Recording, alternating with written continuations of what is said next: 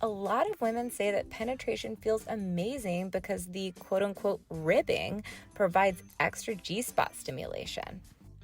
You're listening to Love and Libido with me, your host, Dr. Emily Jamia. The goal of this podcast is to educate and inspire. My hope is that you will learn tools to create connection and cultivate passion, both within yourself and in your relationships. Here's what's coming up on today's episode. It's Q&A day. We tackled two great questions today. First, I address one man's concern about his partner's negative reaction to his uncircumcised penis. In the second segment, I give tips to a guy whose wife has struggled to regain libido following cancer treatment. You don't want to miss it. I want to take a moment to tell you about an incredible app called mJoy. mJoy is an app for women who want to learn how to have consistent orgasms, boost their libido, experience body acceptance and high self-esteem, and improve their relationships. Join the hundreds of thousands of women who have already benefited from all that mJoy has to offer. Click the link in the show notes to claim your 14-day free trial. You have nothing to lose and everything to gain. Okay, our first question comes through the Love and Libido website. Firstly, thank you for doing what you do. You are very welcome, my friend. He goes on, I'm a 32-year-old straight male. I am American and uncircumcised. I've had a lot of female friends and coworkers over the years and a few sexual partners. And anytime I've heard uncircumcised penises come up in conversation, everyone always expresses their distaste at just the thought of them. It's been the cause of dismay, depression, and low self-esteem for most of my life. My first and only one-night stand ended with the woman seeing my genitalia and shrieking before leaving and holding her forehead in her palm like I'd insulted her. Even more accepting long-term girlfriends have refused to try oral sex with me, despite that I practice good hygiene and am of normal size, and despite the fact that I always enjoy giving it to them. It's to the point where I feel I must ashamedly have a conversation with a prospective love interest about my genitalia's appearance before entering into a committed relationship so as not to hide it before things become sexual. What can I do to stop feeling like an abnormality in a society that does not accept my genitalia? Short of performing a painful procedure that I really consider to be a form of bodily mutilation. I've been considering circumcision for years now, and despite numerous tattoos and piercings elsewhere, it's absolutely horrifying to me. Thank you for any help you can offer. Signed, Ashamed of My Genitalia. Okay. Before I go ballistic on that woman from your one-night stand, let's start by reviewing some statistics, shall we? According to the World Health Organization, about 1 in 3 men around the world are circumcised. It's a religious ritual for some groups like Jewish folks, and it's super common in the Middle East. But it's rare in other countries like the UK, Latin America, Asia, and Europe, which have rates of less than 20%. So first of all, if we're looking at global statistics, you are in the majority, not the minority.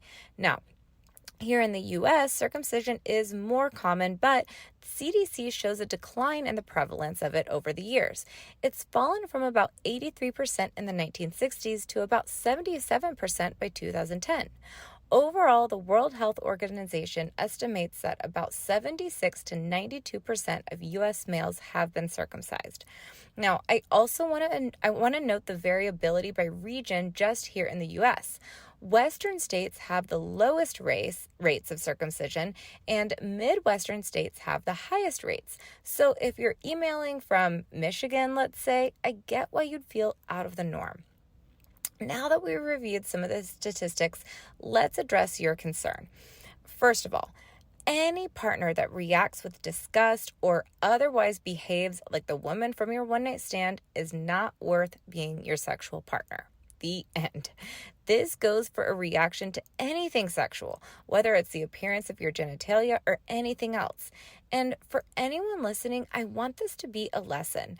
Your reaction to your partner, whether it's your reaction to a sexual issue they may have or their body, significantly worsens how they may have felt on their own. Just don't do it. Don't be rude. Please be kind. Be compassionate and gentle. If you're a partner to a penis owner out there and you've never been with someone who is uncut, you need to take a beat and remember that non-circumcised penises are more common than you might realize. And with rates of circumcision going down, it's highly likely you're going to see more of them. Now, you said that more serious girlfriends have refused to give you oral sex, and I just wonder who these women are that you're hooking up with. I have lots of clients in relationships with people who are uncut, and oral sex is not a problem. I say that because I don't want you to give up hope.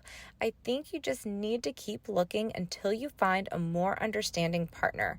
If you have low self-esteem, chances are you're settling for people who also have low self-esteem or who treat you the way maybe you think you should be treated. But I think that as you build your confidence, you'll start attracting a better quality person. You ask how you can stop feeling like an abnormality in a society that doesn't accept your genitalia. I want to tell you, my friend, it is not society that doesn't accept you. It was that one partner who, frankly, was just awful and not worth your time. I think it might help actually to look at images or even porn of uncircumcised men. It might help how you feel about yourself. If you consider circumcision to be a form of genital mutilation, then you shouldn't do it. Don't push yourself to do it just because you think that's what society expects of you, because it's not. You say that you've had very few sexual partners because of your insecurities, so you're actually drawing a big conclusion from a pretty limited sample size. I also don't think that you need to have a sit-down conversation about not being circumcised with prospective partners. Once you gain more confidence, and you may have to kind of fake confidence until you make it, but try this. Imagine you and your partner are making out, getting hot and heavy, and you see where things are headed.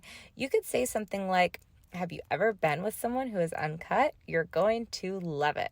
And she probably will, by the way. A lot of women say that penetration feels amazing because the quote unquote ribbing provides extra G-spot stimulation. I'd also encourage you for a little while to maybe spend a bit more time getting to know women before becoming sexual with them. Watch how they treat waiters when you're out at a restaurant, or try to in some way gauge whether they're expressing a lot of judgment towards other people. These are going to be red flags that they might be judgmental towards you. And I think that until you build your confidence, it might be best to avoid one-night stands for a while. I think you might be a little bit traumatized from this experience that you had, and it's kind of sent you into a spiral of thinking that you need to get circumcised in order to please partners, and that is just not the direction you want to go.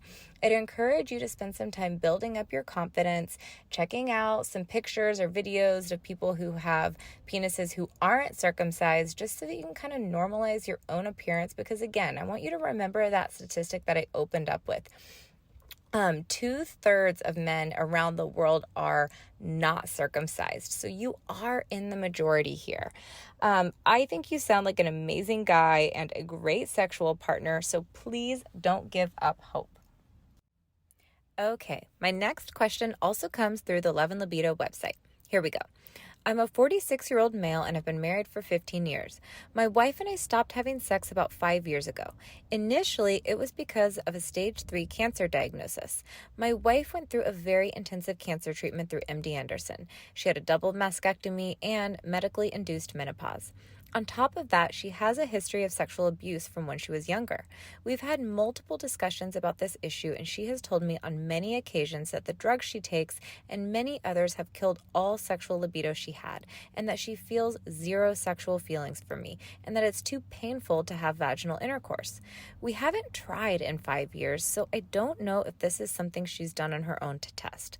She will not have oral or any other sex because of her history of abuse, or at least this is the excuse that I'm told. I offered to just let her watch to be a part of it, and she said this is what used to happen when she was being abused. We used to have an amazing sex life until around 2012.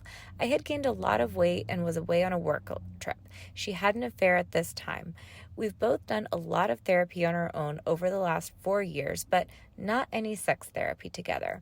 We are great partners at raising our 11-year-old daughter, but have zero intimacy. On top of the cancer diagnosis and the fact that she had an affair in 2012, it's always in the back of my mind that it's a potential reason for why we aren't having sex if there's someone else. I've asked her multiple times and she says there isn't, and even commented one time that, quote, "You wish I would tell you there is someone else." We sleep in different rooms, and I have zero confidence when it comes to trying to have sex with her because of the things she's told me. She's classified as